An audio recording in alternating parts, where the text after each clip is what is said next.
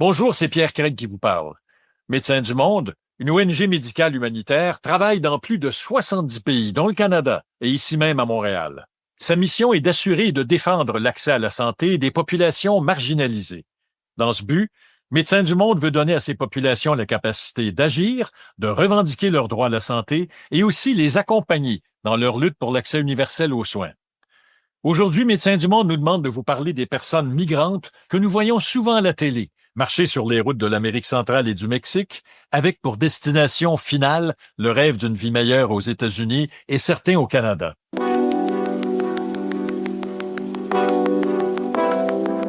Ce que j'ignorais, c'est qu'une grande partie d'entre eux avaient traversé tout le nord de l'Amérique latine, du Brésil à la Colombie, certains venant d'Afrique et du Moyen-Orient, d'autres plus nombreux fuyant le Venezuela ou Haïti. Ils se rendent dans le nord-ouest de la Colombie, près de la frontière avec le Panama. De là, ils s'engagent dans une marche de plusieurs jours à travers la jungle du Darién pour atteindre des villes panaméennes et continuer vers le nord. Certains d'entre eux appellent cet endroit la route de la mort tellement les risques pour leur santé et leur sécurité sont élevés. En plus de tous les dangers de la jungle, il y a les passeurs qui peuvent les dépouiller et les groupes armés et les narcotrafiquants qui les harcèlent et parfois les attaquent et les enlèvent contre rançon. Antoine Lissorgue coordonne l'équipe de Médecins du Monde suisse au Mexique. Il nous parle des personnes migrantes qu'il reçoit venant du Darién et de l'Amérique centrale. Bonjour Antoine. Bonjour Pierre. Antoine, vous avez une clinique au Mexique. Vous recevez des migrants qui remontent vers le nord. Parlez-nous de ces migrants, si vous voulez bien, là. Qui sont-ils et d'où viennent-ils? Oui, alors on a effectivement une clinique mobile qui est située à la frontière avec le Guatemala, entre les États du Chiapas et du Tabasco. On reçoit jour après jour des dizaines de migrants qui proviennent de différents pays. Je dirais principalement dans notre cas, sur les derniers mois, on a reçu dans notre clinique mobile beaucoup de personnes qui venaient du Honduras, mais pas que. Il y a aussi des dynamiques qui sont un peu différentes selon la ville où nous nous déplaçons. Par exemple, à Villahermosa, on aperçoit qu'on a des personnes qui ont un profil différent. On a beaucoup de personnes qui viennent du Venezuela, mais l'autre jour, j'ai eu l'occasion d'y être. Il y avait des personnes qui venaient d'Afghanistan aussi, de familles, parce que c'est des personnes à Villahermosa en particulier qui ont été renvoyées de la frontière nord vers le sud. Tout ceci, on dit que ça fait partie d'une stratégie politique migratoire au Mexique pour fatiguer les migrants, c'est-à-dire qu'on a des personnes parfois qu'on a vues une première fois, une deuxième fois, une troisième fois, qui ont été interceptées au nord et qu'on renvoie au sud jusqu'à ce qu'ils se fatiguent et éventuellement pour qu'ils puissent retourner dans leur pays. Sauf que ça, c'est un petit peu utopique. Les personnes qui ont traversé notamment le détroit du Darién avec tous les risques que cela comporte, je peux vous dire qu'elles sont plus que déterminées à arriver aux États-Unis ou voire au Canada par la suite. Les personnes qui traversent le détroit du Darién, c'est les personnes qui sont en Colombie, qui aboutissent en Colombie et qui vont aller vers le Panama, mais il n'y a plus de route, c'est la jungle. Pouvez-vous, pour les auditeurs qui, comme moi, n'y connaissent rien, nous expliquer en quoi ça consiste? Le Darién, moi, j'y travaille pas directement. On a nos collègues de Médecins du Monde France qui travaillent, mais on a des risques qui sont similaires au Mexique. Au Mexique, aujourd'hui, il y a un véritable marché sur la traite de personnes, sur le trafic d'êtres humains. Il faut dire les choses telles qu'elles sont. À savoir que les personnes aujourd'hui peuvent être séquestrées, kidnappées. Ensuite, elles sont disparues. C'est le cas au Mexique. Aujourd'hui, au Mexique, alors je sais pas le ratio par rapport au nombre de migrants, mais aujourd'hui, au Mexique, on a quand même 100 000 disparus, dont 70 000 personnes qui sont à la morgue, des corps qui ne sont pas reconnus jusqu'à aujourd'hui. On ne sait pas qui ils sont, parce que c'est une des pratiques presque pas industrielle, j'ai envie de dire, mais une pratique courante au Mexique, c'est-à-dire que les cartels de la drogue aujourd'hui se sont emparés des routes migratoires, peuvent kidnapper pendant un mois et demi, une personne, une famille, plusieurs personnes, jusqu'à ce que ces personnes-là puissent payer une rançon. Il y a plusieurs personnes qui me disaient qu'aujourd'hui, le trafic d'êtres humains rapporterait plus au cartel de la drogue que le trafic de drogue. C'est un chiffre à confirmer, j'en sais rien, mais c'est ce qu'on me disait il y a peu et j'ai 2-3 personnes qui me l'ont dit. Donc on voit bien que plus on rend illégal ou irrégulier la migration, plus ça va profiter à ces gens-là. L'année dernière, j'étais à la frontière nord, j'ai échangé avec des personnes qui avaient été victimes de kidnapping pendant un mois et demi et tout est organisé, c'est-à-dire qu'elles arrivent en bus dans une ville comme Reynosa, on les descend d'un bus, on les monte dans un bus et on va les garder jusqu'à ce que la famille puisse être en capacité de payer cette rançon. On parle de montants en plus de $1 500, $2 000. Donc ça, c'est un des risques. Après, évidemment, il y a des risques aussi sanitaires. Donc les risques sanitaires, traverser le détroit du Darién, on est exposé à des maladies comme le paludisme, puis d'autres maladies qui peuvent être transmises par des vecteurs, des moustiques comme la dengue. Et dernièrement, ce qu'on voit de plus en plus, c'est les violences liées au genre et en particulier les violences sexuelles sur les femmes qui sont les premières exposées, les femmes jeunes, mais aussi les personnes issues de la communauté LGBTI, parfois par des trafiquants. C'est un moyen de pression sur ces personnes-là. On a eu des cas de personnes qui ont été victimes de violences sexuelles une première fois, une deuxième fois, 3 fois sur la route migratoire. C'était un cas, donc ça, je me rappelle très bien, une jeune femme qui voyageait avec ses enfants de Colombie, qui avait été victime 3 fois de violences sexuelles et même de torture. J'en parle souvent parce que c'est quelque chose qui m'a quand même marqué. Et on a ces cas-là aujourd'hui, on a ce qu'on appelle des violences extrêmes ou des tortures. Vous dites, plus les migrants sont démunis, plus c'est dangereux pour eux. Oui, c'est à l'image de la société finalement. Plus on est pauvre, moins on a de protection sociale. Si on a eu moins accès au système de santé, on va moins connaître ses droits parce que ça c'est aussi un des problèmes qu'on voit. Normalement, les migrants devraient avoir accès au système de santé, en tout cas en ce qui concerne le Mexique, puisque c'est inscrit dans la Constitution, un accès universel à la santé, mais évidemment, les personnes arrivent à l'hôpital, on va leur demander un papier, elles n'ont pas ce papier, donc elles vont penser qu'elles n'ont pas accès au système de santé, ou elles-mêmes ont peur d'aller vers les systèmes de santé parce qu'elles ont peur d'être détenues par les autorités. Et quand on a plus d'argent, il est plus facile d'accéder à des réseaux de trafiquants ou des passeurs, des coyotes, comme on dit en espagnol, qui vont pouvoir vous garantir de passer tout le long du chemin vers votre point de destination. Souvent, on me dit, mais pourquoi ces personnes migrent? Ils savent à quel risque ils sont exposés, mais quand on est démuni, quand on n'a plus rien et qu'on a de la famille qui a réussi aux États-Unis ou au Canada, on prend le peu de choses qui nous restent. D'ailleurs, le peu de choses qui nous restent, on nous l'enlève souvent sur la route migratoire. C'est un moyen d'échanger pour pouvoir passer.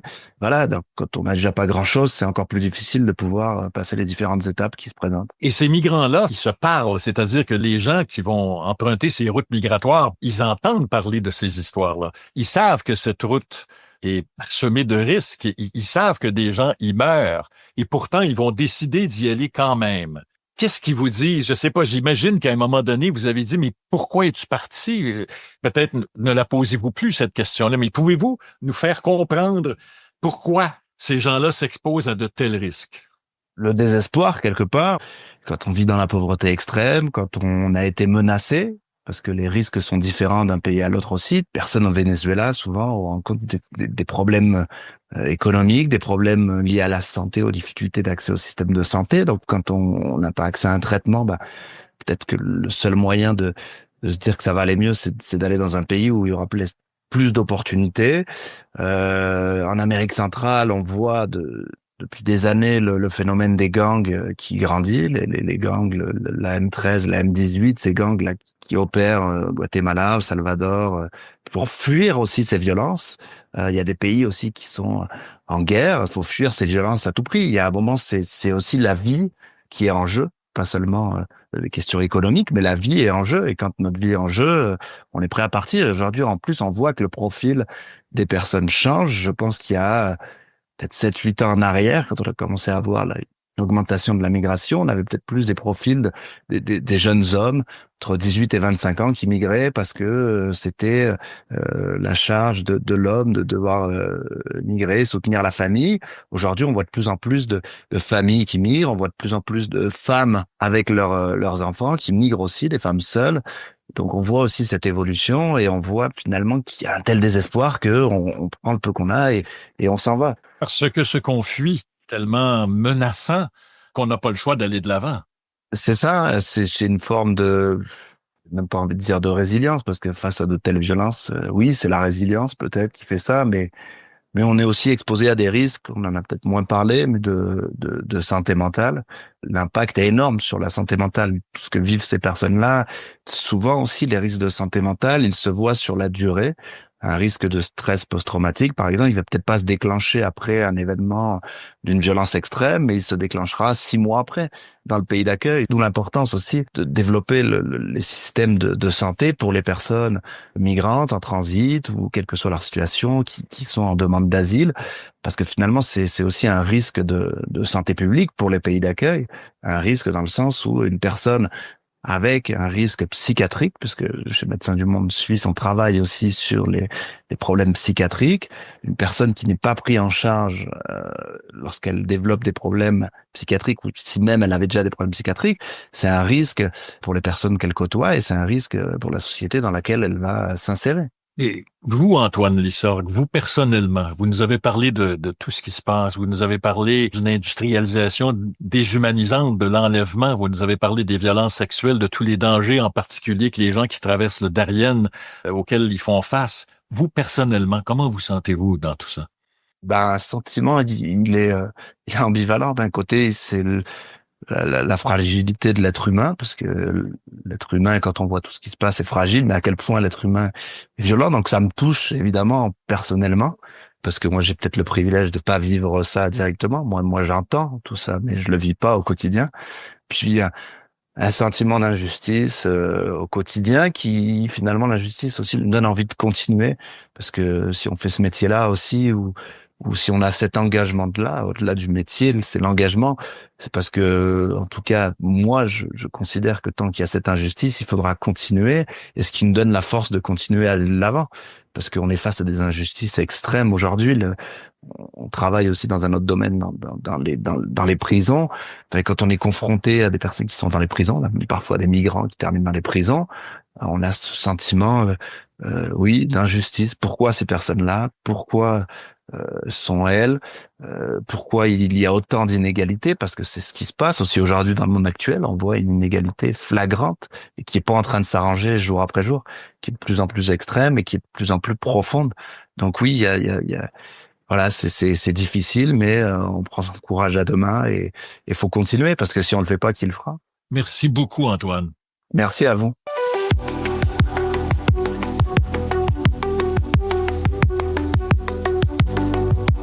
Depuis l'élection en juillet 2024 d'un nouveau président du Panama, ce pays, avec l'aide financière des États-Unis, tente de bloquer le passage du Darien. C'est une mission quasi impossible. Alors qu'ils étaient 30 000 à traverser la jungle du Darien en 2016, ils ont été 520 000 personnes à marcher sur cette route en 2023. Bloquer les routes de la jungle connues avec des barbelés et des soldats va obliger les personnes migrantes à trouver d'autres routes, encore plus risquées dans la forêt. Ou alors nous verrons des images de personnes migrantes tentant de contourner le Darien par la mer à bord d'embarcations de fortune, des voyages, vous le savez, qui se terminent trop souvent par des naufrages. Pourquoi prendre tous ces risques insensés? Nous souhaitions trouver une personne ayant réalisé cette marche pour nous aider à comprendre. Nous l'avons trouvée. Elle s'appelle Peggy Nkunga. Elle est congolaise et mère de 3 enfants. Peggy, en 2018, vous avez quitté le Congo. À ce moment-là, vous avez, je pense, une petite fille de 2 ans, un garçon de 4 ans. Vous êtes enceinte de 6 mois. Il y a votre mari qui vous accompagne. Vous êtes une petite famille. Qu'est-ce qui vous a poussé à vous mettre tous en danger à ce point-là? C'est parce que notre vie a été en danger. Parce Pourquoi? que mon mari a filmé une marche. Et dans cette marche-là, on exigeait qu'il y ait des élections. C'était pour être une marche pacifique. Mais, vous savez, il y a eu débordement. Et mon mari revenait de voyage parce que au Congo, c'était un homme d'affaires. C'était la journée où il y avait la marche et il s'est dit qu'il allait aller visiter sa famille. En allant visiter sa famille à Victoire, il croise. Victoire, c'est comme un quartier assez populaire à Kinshasa. Il voit les marcheurs et il voit l'atrocité qui se vivait. Il voit comment est-ce que les militaires étaient en train de frapper les marcheurs, comment est-ce qu'ils tiraient à balles réelles. Alors il s'est dit, il va filmer cela parce que lui-même, il était choqué. En filmant, il savait pas, il a juste senti quelqu'un qui lui a donné un coup et puis s'est retrouvé par terre. On a pris son téléphone. Ça s'est vite passé. Il s'est retrouvé dans une de voitures de la police et puis séquestré dans un endroit où c'était vraiment dans des conditions pénibles. Alors pendant presque 2 à 3 semaines ou un mois, J'avais pas de nouvelles. Il a pu négocier ou demander de l'aide à un policier. Il lui demanda de l'aider à sortir de cet enfer parce qu'il avait une famille. Alors, le policier l'aide, il appelle un de ses amis et son ami, finalement, me fait part de la chose que j'avais cherché partout. Je savais pas où est-ce qu'il était. On a cherché avec toute la famille. Finalement, il viendra me dire que quelqu'un l'a appelé pour dire il sait où il est, mais il veut de l'argent. C'est dit, on va donner tout ce qu'on a, on va cotiser. Il demandait comme une affaire de 2 500 $. On a donné, puis il a libéré Simon. Alors, il ressemble plus à lui-même, il était l'ombre de lui-même. Il avait perdu du poids, il était méconnaissable, il était vraiment traumatisé de son expérience. Le jour d'après, on était obligé de ne plus rester chez nous parce qu'il s'est dit, peut-être que si ces gens-là ont vu où est-ce que j'habitais et vous avez quand même donné une bonne somme d'argent. Alors, ils viendront sûrement demander plus. Alors, vous avez senti comme famille que votre vie était peut-être menacée. Oui. Vous avez pris cette grave décision, vous avez quitté l'Afrique pour le Brésil pour entreprendre le voyage vers le nord. Mais c'est une route risquée, ça, hein, à travers l'Amérique du Sud. Pourquoi vous avez choisi cette route risquée? Avant que vous puissiez l'emprunter, là, vous savez pas. Vous entendez, vous dites, oh non, c'est pénible, c'est dangereux, mais vous savez pas réellement à quel niveau il y a le danger. Alors, moi, j'avais juste le visa pour le Brésil. Vu le danger, lui, il pouvait avoir les visas d'autres pays, mais il pouvait pas nous laisser non plus. Demander un visa, ça prend du temps, ça prend des démarches et c'est le temps que nous n'avions pas. Alors, on a décidé d'aller vraiment faire cette route-là. La peur dans le ventre, on a quand même pris notre avion pour le Brésil. On est arrivé au Brésil, la même journée, on a commencé à prendre des autobus. Vous avez pris des autobus pour aller traverser complètement le nord de l'Amérique du Sud, à la Justement. direction du Pérou et de la Colombie éventuellement? Oui, justement, Pérou et puis Colombie, tout ça, on a pris des autobus et on a vécu vraiment de mésaventures. Et là, il y a cette route de la jungle. Oui, Il y a un nom qu'on lui donne à cette route-là. on l'appelle la route de la mort. Mais la jungle, ça s'appelle la jungle de Darien, je pense. La jungle d'Arienne, oui. C'est ça. Cette jungle de Darien, là, on a presque failli perdre notre vie dans cette jungle-là. C'est quoi, c'est 80 ou 100 kilomètres sans route, là, nécessairement. Vous êtes dans la jungle. Je pense qu'il y a un passeur qui vous accompagne. Racontez-moi à partir du moment où vous allez pénétrer dans la jungle du Darien avec ce passeur-là, qu'est-ce qui arrive? Là, nous sommes arrivés à Turbo. C'est une ville dans la Colombie. Vous avez des passeurs qui vous disent, OK, préparez-vous, on va faire 3 jours de marche. Ne prenez rien. Prenez juste 2 vêtements. Prenez des sacs à dos et mettez-y du jus, de biscuits, de bonbons, juste des choses à manger rapidement, même en marchant. Juste pour vraiment être rapide, là, puisqu'on va faire 3 jours. Là, on se défait de tout ce qu'on avait, là. On prend le minimum et on commence la route. Avant d'entrer dans la forêt, vous devez emprunter des petits bateaux de fortune, des canots rapides. On n'avait pas de gilet de sauvetage. C'était au risque et au péril de votre vie. Mais il y avait vraiment beaucoup de personnes dans ces petits bateaux de fortune-là. Et on est monté dedans, on a traversé pour commencer la forêt. Là, la nuit, vous avez tous, vous êtes équipés, vous avez tous des bottes et vous avancez. Mais nous, notre première nuit, il dit, OK, on va s'arrêter ici, on va dormir. La première nuit, on avait nos tentes. C'est le passeur, ça. C'est le guide qui vous, oui, Okay. Il vous dit. On était un groupe, il y avait comme 4 familles et il y avait aussi quelques jeunes qui étaient seuls. Alors, on a passé la nuit là et pour notre malheur, le lendemain, le passeur n'était plus là. Il s'est enfoui, mais il avait déjà pris l'argent. Alors, on était livrés à nous-mêmes. On devait maintenant commencer à marcher en suivant les traces de ceux qui ont déjà fait la route. Ceux qui font la route, ils laissent souvent des paquets de biscuits, des bouteilles, Vous voyez juste que les gens sont passés par ici et vous suivez la route. Alors, à l'aveugle, on a suivi. Pour 3 jours, là, la route nous a pris plus d'1 semaine. Et pour notre malheur, une nuit, on a dormi dans un endroit qui était comme un presqu'île. On y arrive, là, la nuit. Mon mari entend la montée des eaux. Et avec cette montée des eaux, on a juste eu le temps de prendre nos enfants et d'essayer de réveiller tout le monde. Mais l'eau venait avec une vitesse qu'il a tout pris, là. On a perdu la nourriture, on a tout perdu, là. On n'avait plus rien. On a perdu nos documents. C'était incroyable. Dans quel état d'esprit vous êtes à ce moment-là? démoralisée. Démoralisée, mon mari se dit, qu'est-ce que j'ai fait? J'aurais dû mourir et laisser ma famille en paix. Il y a mille et une choses qui te passent dans la tête. Tu dis, je veux mourir ici, il n'y a même pas un manifeste, personne ne saura. Qu'est-ce que j'ai fait? Et là, tu te rends compte de ta bêtise. Mais on était là avec mon mari, on s'est tenus, on pleurait. Mais il y a mon fils de 4 ans, là, qui vient, lui qu'on a encouragé pendant tout le long, qu'on racontait des histoires, qu'on se disait que ça va bien aller, on va aller dans un pays qui est bien, tu vas avoir une grande maison. Là, il me dit, papa, maman, personne ne va rester dans cette forêt, on va tous sortir. On était comme, là, tu te reprends vite, hein. Tu dis, il nous voit pleurer, il pleure pas avec moi, mais il vient avec ce genre de message. J'étais comme, OK, on va y arriver. Avant d'y arriver, vous avez vécu des difficultés. Vous n'aviez plus d'eau. Donc, vous avez été forcé de vous abreuver dans la forêt. Oui, on était obligés, oui. Et moi, ma fille, celle de 2 ans, elle avait déjà des problèmes de santé. Donc, quand elle devait boire cette eau-là sans être purifiée, elle commençait à avoir de la diarrhée. Elle devenait faible. On n'avait plus de la nourriture. Les enfants se réveillaient le matin et disaient, maman, ils pleuraient de faim. J'ai faim, maman. Et tu n'as rien à leur donner. Ils pleuraient. J'ai faim, j'ai faim. Et c'est rare que ça arrive pour les enfants, là. Il suffit juste qu'ils bougent, qu'ils soient à l'extérieur. Mais là, ils pleuraient. Et il y a la petite qui faisait des diarrhées. Je te dis, c'était incroyable.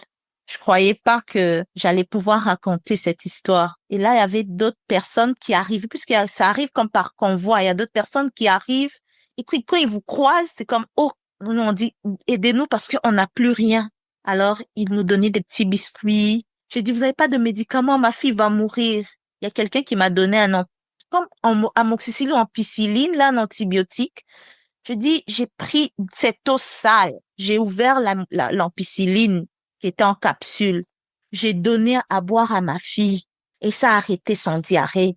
Vous aviez peur de la perdre en pleine jungle.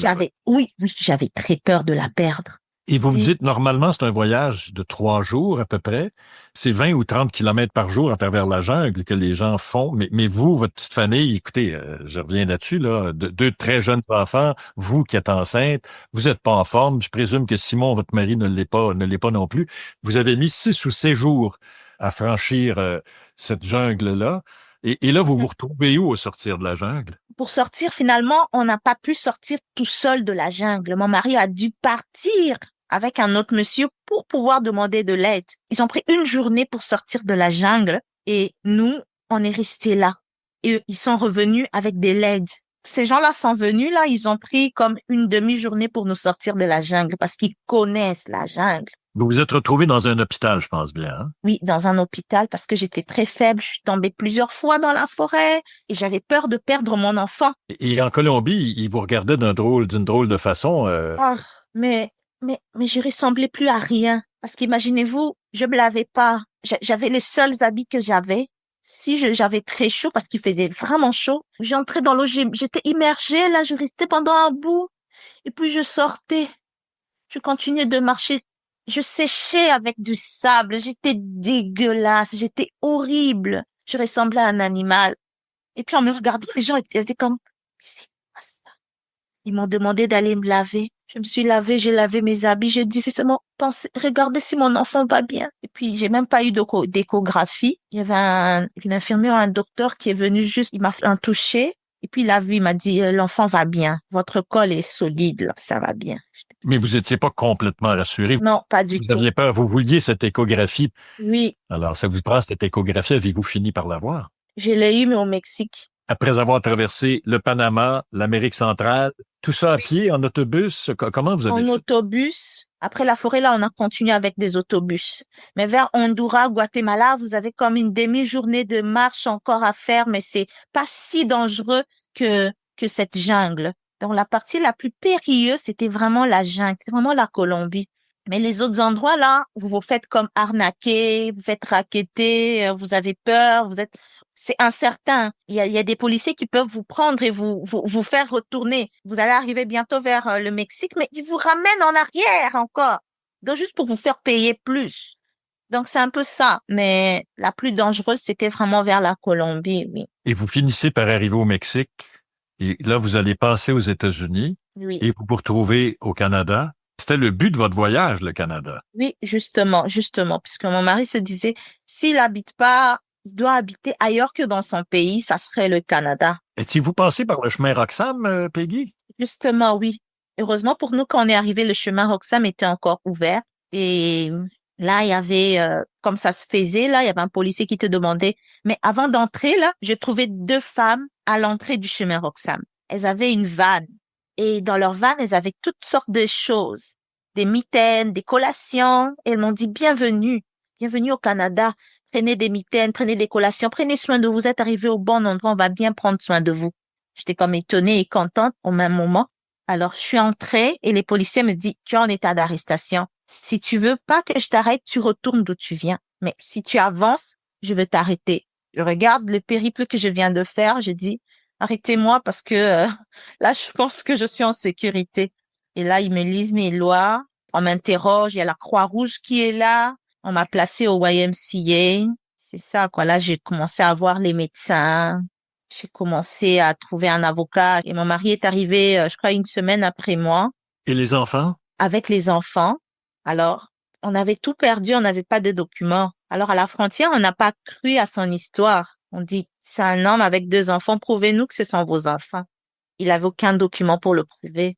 Alors, on a dû, lui, le placer en détention et les enfants, les placer dans des familles d'accueil. Mais bon, vous deviez être morte d'inquiétude à l'idée que vos enfants étaient, vous ne saviez trop où, là, finalement, j'imagine.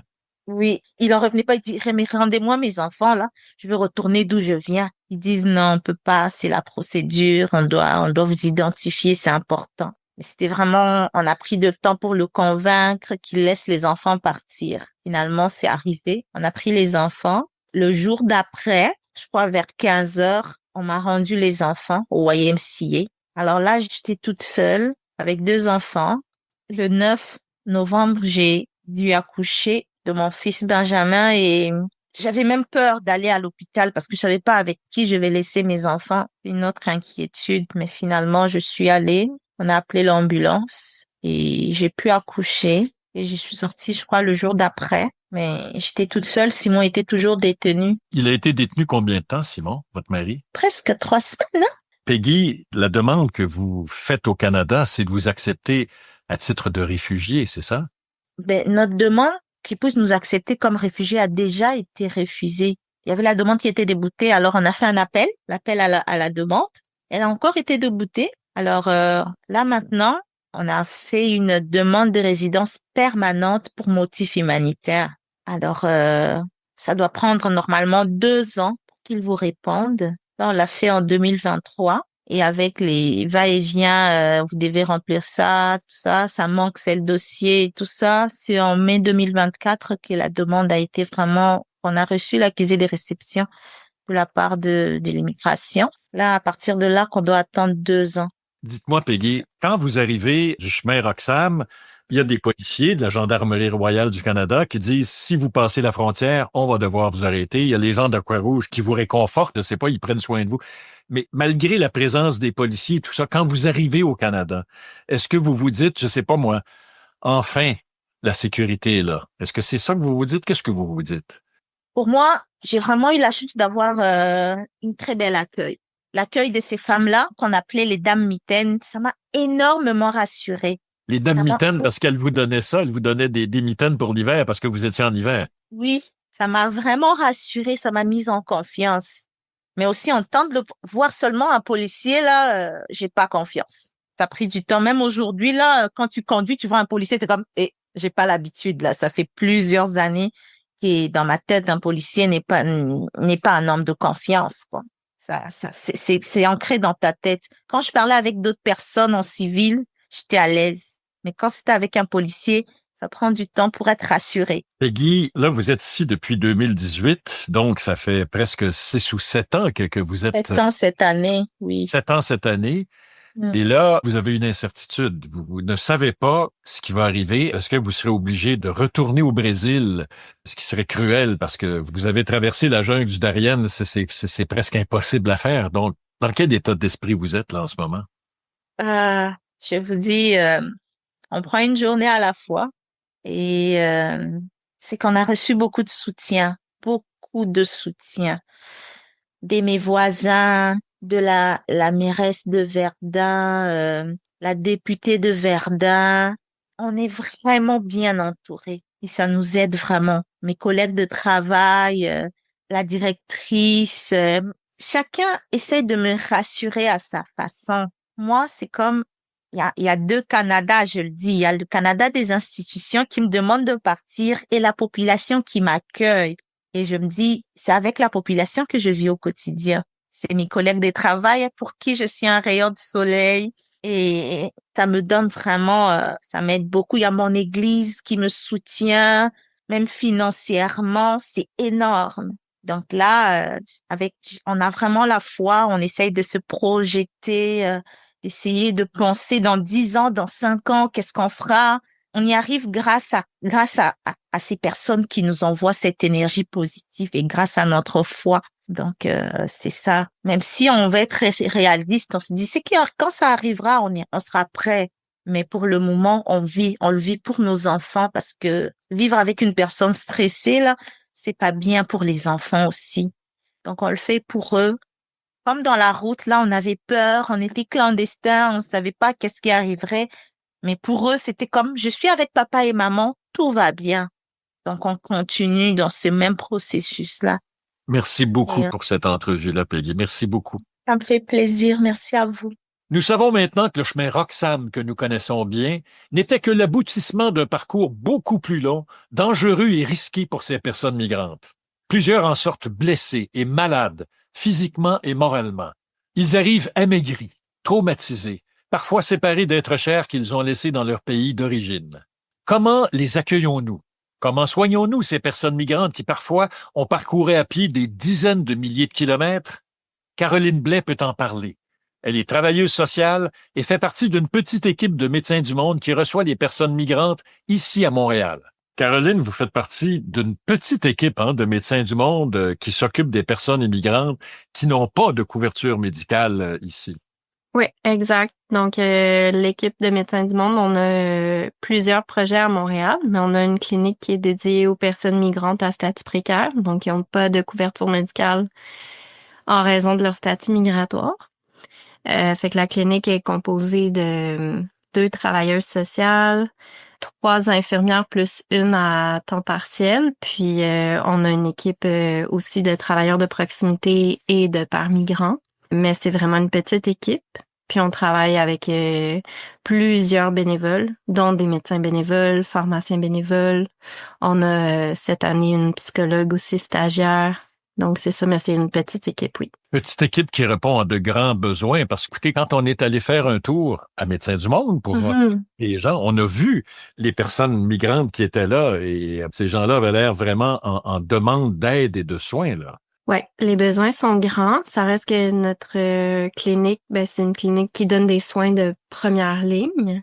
Par contre, on va faire beaucoup avec très peu, puis on va travailler beaucoup aussi à développer des partenariats avec le réseau, donc des corridors de services parfois, des ententes pro bono, mais on va aussi faire beaucoup de travail qu'on dit de travail plaidoyer, où on veut s'assurer au moins de l'accès de la personne aux soins de santé dont elle a besoin, sans qu'on lui impose de payer à l'avance les soins. Puis on se base en fait sur une question de droit, que les personnes ont droit à recevoir l'aide et l'assistance dont elles ont besoin quand il y a un risque pour leur santé ou la santé d'un bébé à venir.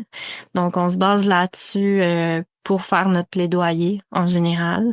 Puis par la suite, les gens négocient ce qu'on appelle un plan de paiement. C'est souvent comme ça que ça fonctionne. Dans le balado, on a beaucoup parlé des gens qui marchent depuis souvent l'Amérique du Sud à travers la jungle du Darien, entre autres. Ils vont remonter l'Amérique centrale, passent au Mexique, vont aux États-Unis et finissent par nous arriver au Canada. Il y a eu des changements. On sait que le chemin Roxham a été fermé, mais c'est pas seulement ça. Il y a eu une négociation avec les États-Unis qui fait que les choses ont changé pour les personnes qui arrivent par voie terrestre, qui arrivent à pied chez nous, là. Qu'est-ce qui se passe depuis la fermeture du chemin Roxham, Caroline, pour les personnes qui arrivent par voie terrestre au Canada?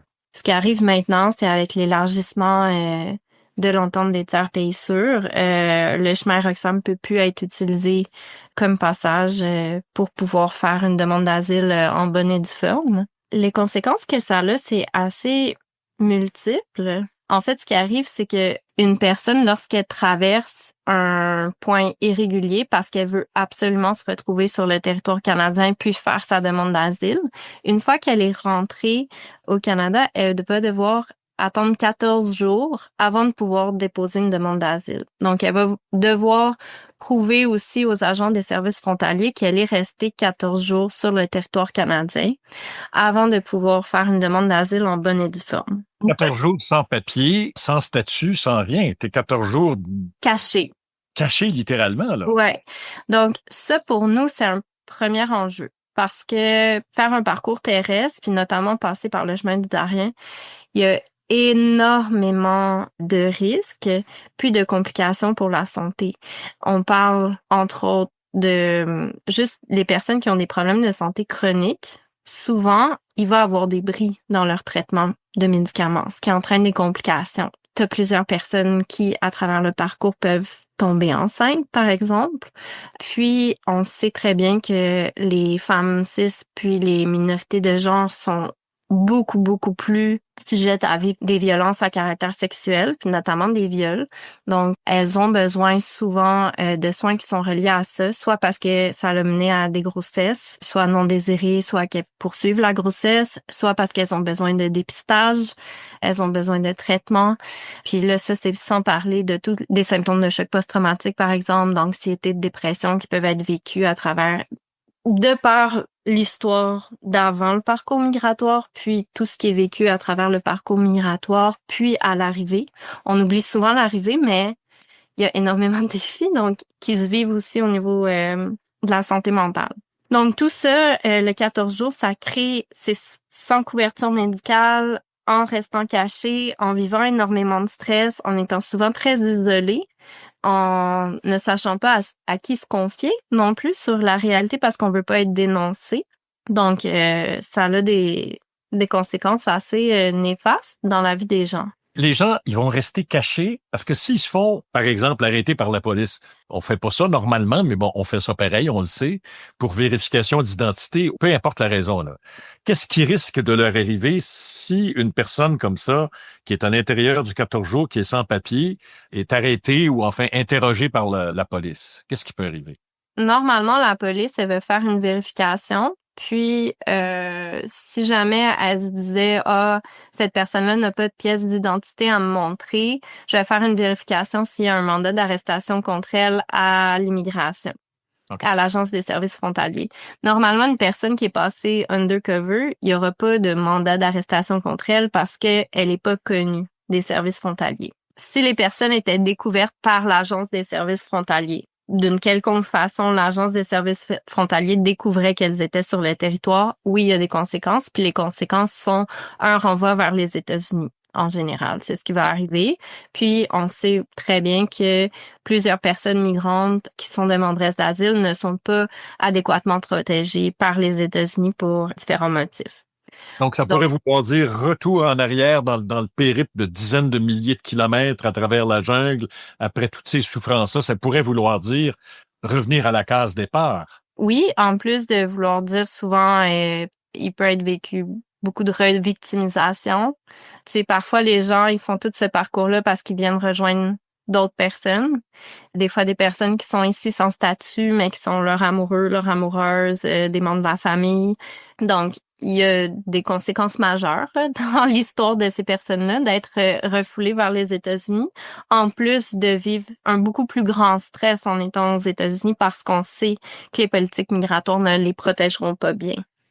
Bon, pouvez-vous me parler, vous me dites, les gens nous arrivent dans toutes sortes de conditions et d'habitude, c'est pas de très, très bonnes conditions.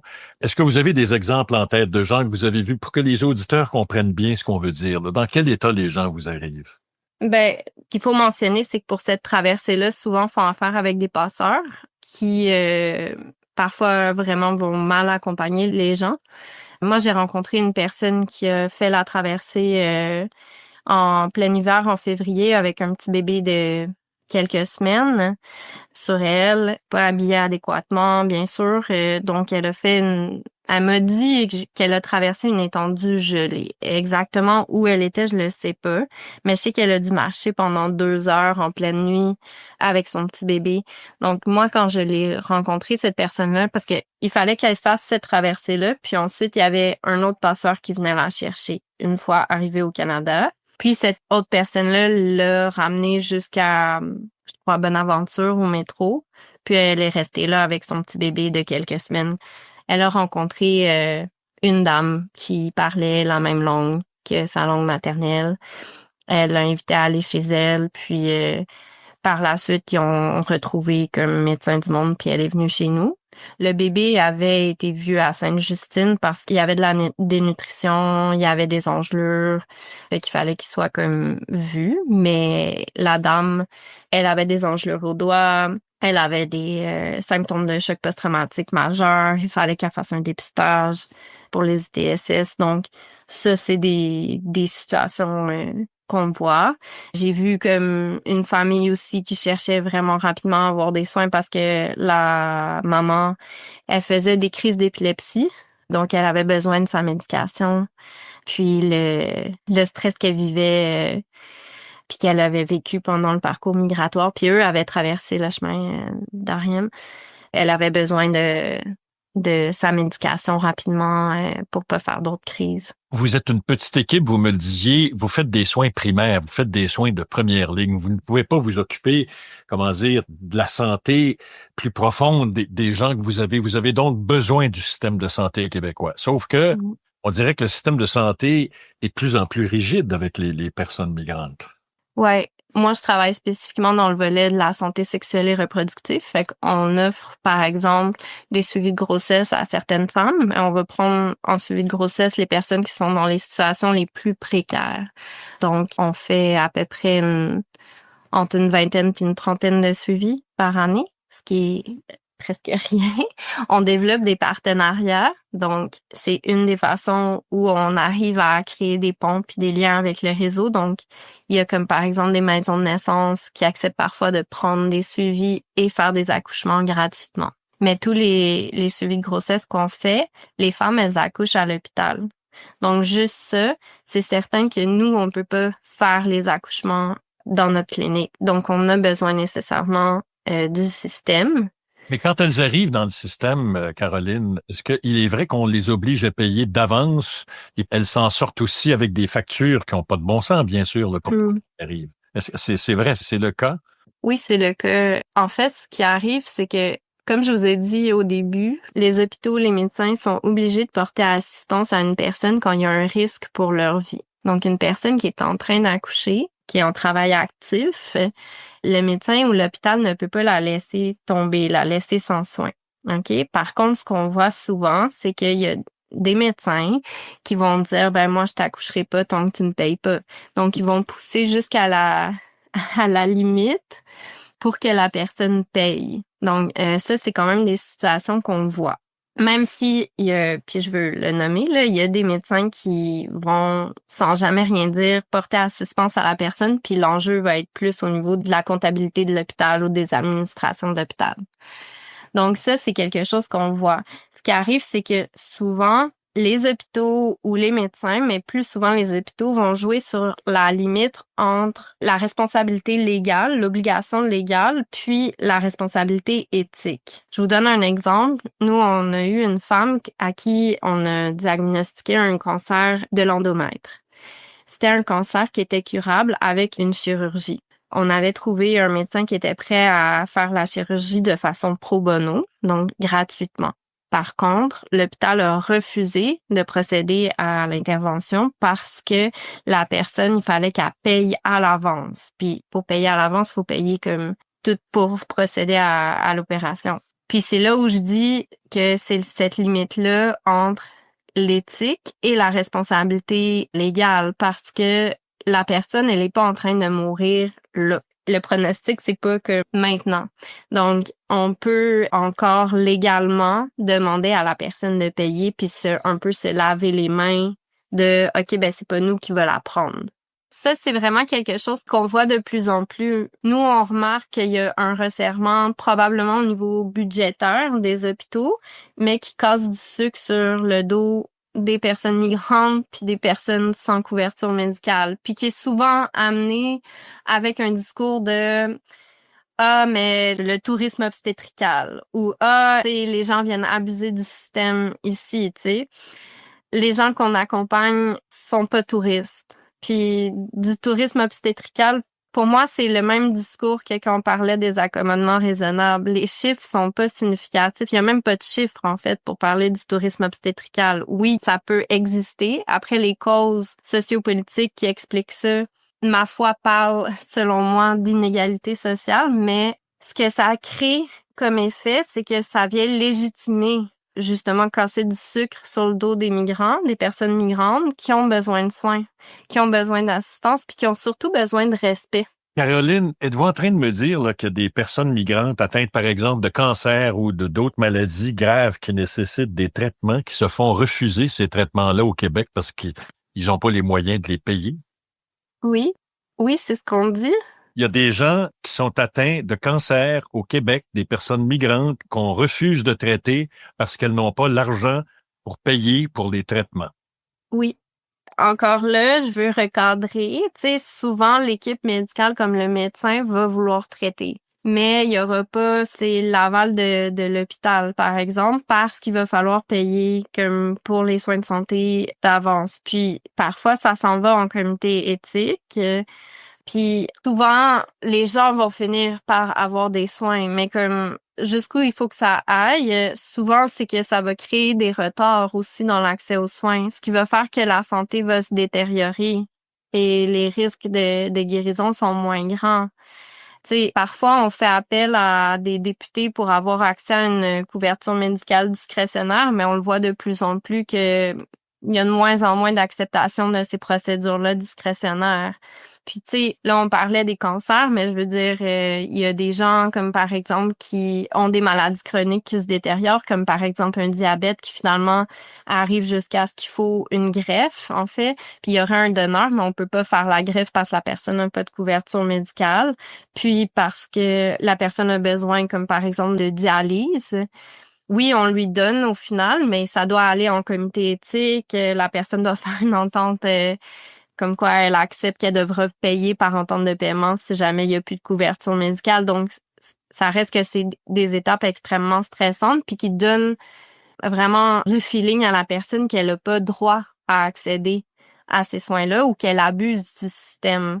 Puis on le voit énormément chez les femmes enceintes, puis qui vont vraiment avoir des gros retards dans les soins de santé desquels elles ont besoin. Donc, on voit souvent des femmes très tardivement dans la grossesse qui n'ont pas eu les soins nécessaires, puis n'ont pas eu les surveillances nécessaires, puis il peut avoir des complications. Puis, cette limite-là dont on parlait, ben, on la voit dans notre accompagnement auprès des femmes enceintes, comme par exemple, nous, on avait une situation avec une femme qui présentait une préclampsie, qui a besoin de faire des surveillances, puis c'était très complexe de faire les surveillances nécessaires, puis aussi d'avoir accès à ce qu'on appelle l'induction, donc à provoquer l'accouchement. Donc, que ça crée, en fait, c'est que on n'est plus dans du travail de prévention du tout, tu sais. Qu'est-ce qu'il faudrait faire, à votre avis, Caroline? Ces personnes-là, quand ils arrivent, là, ils travaillent pour leur communauté, ils travaillent pour la société. Ils font souvent des jobs que y a pas personne qui veut faire. Des jobs de care, des jobs pour prendre soin des aînés, des enfants. Ils font de l'entretien ménager, ils travaillent dans les usines, dans les champs. On peut pas leur enlever des droits de base. On peut pas faire ça à n'importe qui. D'enlever des droits de base, des droits d'accès à la santé. Fait que c'est comme, il faut préserver partout où on peut le plus d'humanité possible de toutes ces personnes-là qui ont chacune une histoire vraiment propre, une valeur, une histoire. Il y a quelque chose qui a fait qu'ils quittent leur pays. Faut préserver cette valeur-là. C'est notre part d'humanité, là. C'est vraiment important. Merci beaucoup, Caroline. Merci. Pourquoi quitter leur pays? Je vous donne un chiffre qui provient de l'Agence des Nations unies pour les réfugiés. En 2025, on estime que près de 123 millions de personnes ont été forcées de fuir leur foyer à cause de conflits armés ou de crises diverses. 40% d'entre eux sont des enfants. Pensez-y. Qu'est-ce qui vous forcerait à quitter votre demeure, votre quartier, sinon un danger, peut-être mortel? Pourquoi ne pas prendre l'avion, le bateau ou le train, au lieu de se mettre en danger en empruntant des routes irrégulières? Parce que ça prend un visa et que le pays où vous voulez vous rendre ne vous le donnera pas. Vous tentez d'arriver par le pays voisin, il a une entente avec votre destination finale qui vous empêche aussi de passer, et ainsi de suite. On appelle ça la pushback politic, la politique du refoulement. Et c'est ces refoulements, ces portes fermées, qui aboutissent à des embarquements désespérés à bord de bateaux surchargés ou à la traversée inhumaine d'une jungle hostile. Ici Pierre Craig, salut.